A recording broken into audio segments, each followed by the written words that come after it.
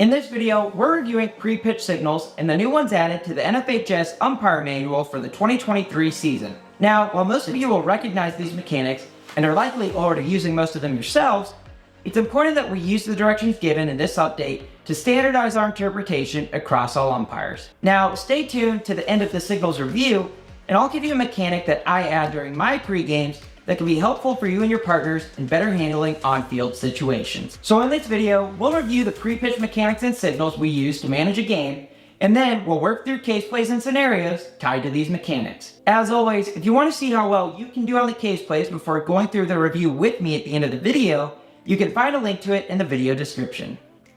Hi everyone, Patrick Farber from GHSA Baseball Umpire Development and Umpire Classroom, where we help umpires develop their knowledge and skills. If you're new here, be sure to subscribe to our channel and check out the rest of our videos.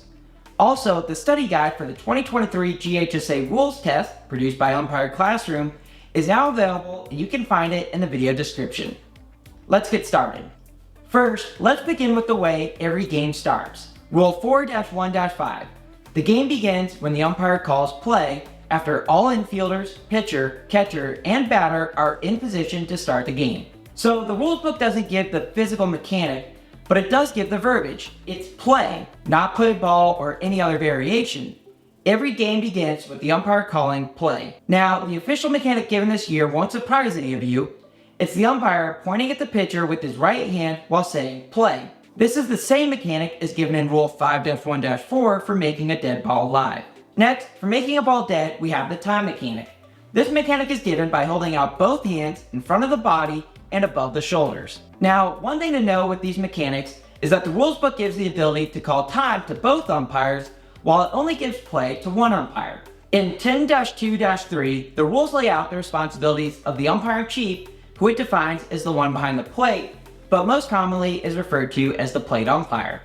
The rule says of this umpire, his duties include to call play and use the correct hand signal to start the game or to resume play, and call time whenever the ball becomes dead. This compares to Rule 10-3-1, which covers the field umpire and gives the field umpire concurrent jurisdiction with the umpire chief in calling time, but does not give jurisdiction in calling play. So this probably wasn't news to most umpires with some experience, but here's the new mechanic that will stand out and is going to be key in standardizing across all our umpires. It's the do not pitch signal, given by the plate umpire with the right palm facing out towards the pitcher. Now, I know this is pretty obvious what it means.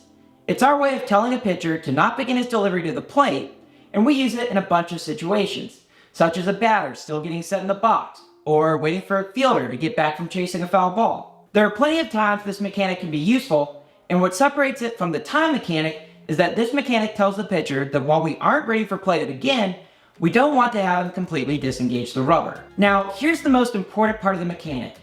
When you give it, the ball is dead. You see, this mechanic doesn't only signal not to pitch, but it also enforces that no playing action can occur. This means no balks, no illegal pitches, no pickoffs, no steals. When you give this mechanic, no playing action can occur until you finish it with a point at the pitcher and calling play. The last signal we'll cover in this video that is for someone other than our partner is the count. The count is given by the plate umpire and is always given the same way. Balls are signaled with the left hand and strikes with the right while verbally giving the count. This never changes regardless of what way you're facing or who is asking. Always balls in the left hand and strikes in the right. Now, a couple of things to keep in mind with this mechanic. 1. Always use both hands to give the count, and never do it with one hand. Second, a full count is given by holding up 3 fingers on the left hand and 2 fingers on the right. 2 fists on both hands is how we signal no count. It's important that we save the 2 fists for no count because sometimes this is needed for clarification during the game. For example, when the first pitch a batter sees is a balk.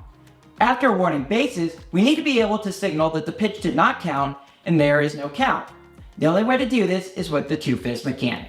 Now, let's talk about signals we use with our partners.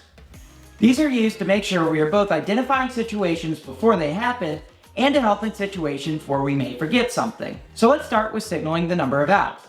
This is usually given with an arm down by our sides and the umpire giving either a fist for no outs, a single finger for 1 out, or 2 fingers for 2 outs. If you see your partner holding an empty fist out to you, that's a signal that they would like you to tell them how many outs there are.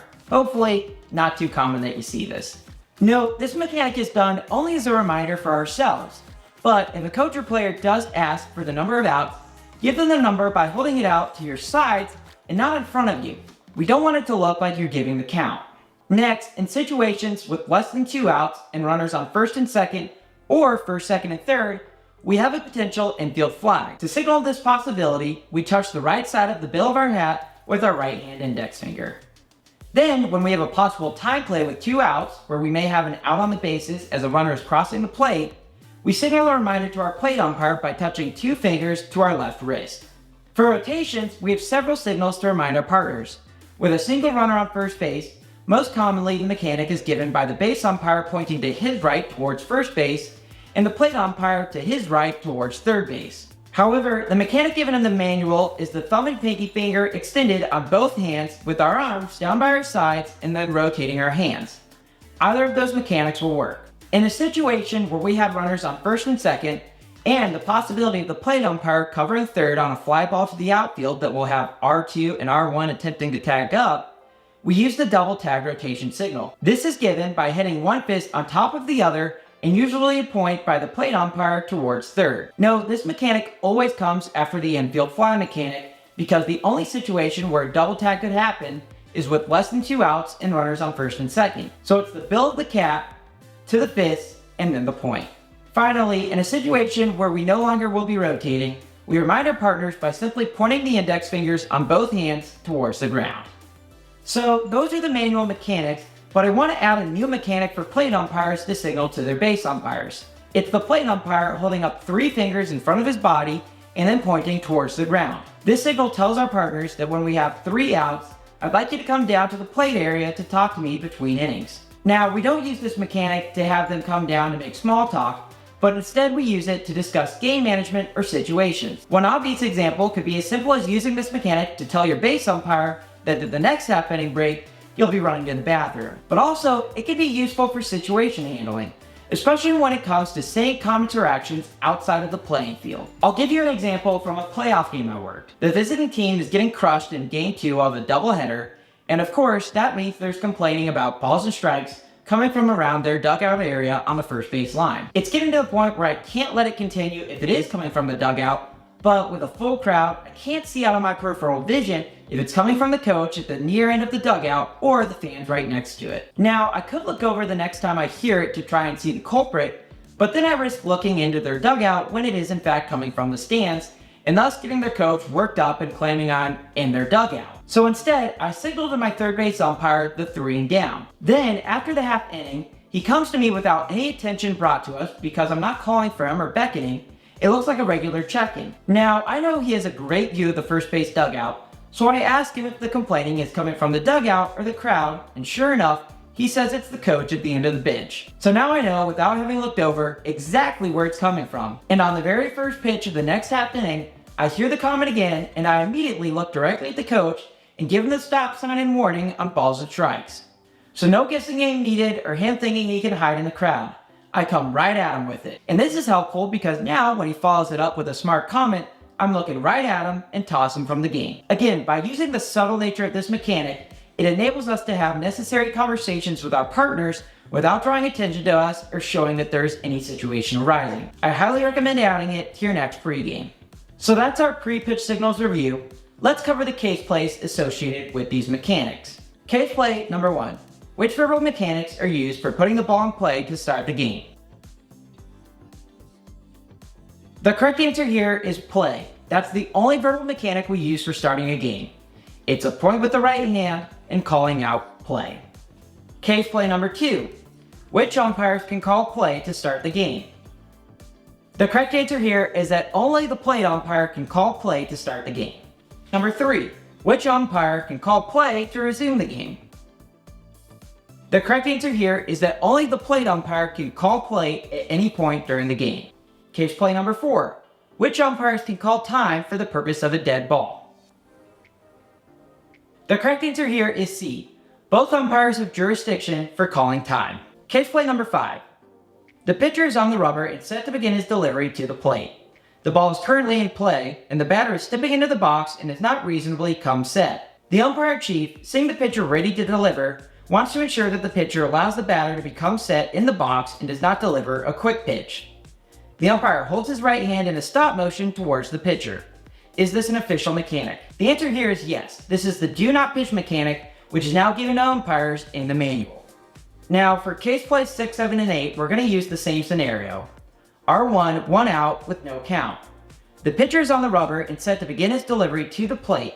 The ball is currently in play and the batter is stepping into the box and has not reasonably come set. The umpire-in-chief, seeing the pitcher ready to deliver, wants to ensure the pitcher allows the batter to become set in the box and does not deliver a quick pitch. The umpire holds his right hand in a stop motion towards the pitcher. In case play number 6, the pitcher disobeys the stop sign and delivers the pitch. Is this A, this is legal, the stop sign is not an official mechanic. This is illegal and is a quick pitch, the umpire should call time and a ball is added to the count. C, this is illegal and is a quick pitch, the umpire should call time, a balk is called, and R1 is awarded second base. D, the ball is already dead, a quick pitch cannot be penalized as a ball or a balk. E, the ball is already dead, this is also a quick pitch and a ball is added to the count. Or F, the ball is already dead, this is also a quick pitch and a balk is called, that moves R1 to second base. The correct answer here is D. The ball is already dead, and for that reason, we can't have a quick pitch or a balk. In case play number 7, we have the same situation, but the pitcher, while waiting for the umpire, drops the ball and the ball stays in the dirt circle of the pitcher's mouth. Is this A, this is a balk, or B, the ball is already dead and this is not a balk? The correct answer here is B. Because the plate umpire is giving the do not pitch mechanic, the ball is dead and thus a balk cannot occur. Case play number 8. In case play number 8, we again use the same scenario, except in this one, the pitcher attempts a pickoff at first base. A, this is legal, or B, the ball is dead. Again, the correct answer here is that the ball is dead. As always, if we are giving the do not pitch mechanic, no other playing action, including pickoffs, can occur. Case play number 9. The count is full at 3 balls and 2 strikes. Which signals are correct? A, left hand holds 3 fingers up, right hand holds 2 fingers up. B, left hand has a closed fist, right hand has a closed fist. C, with one hand, the umpire first holds up 3 fingers and then swaps to holding up 2 fingers to show the count. The only correct answer here is A.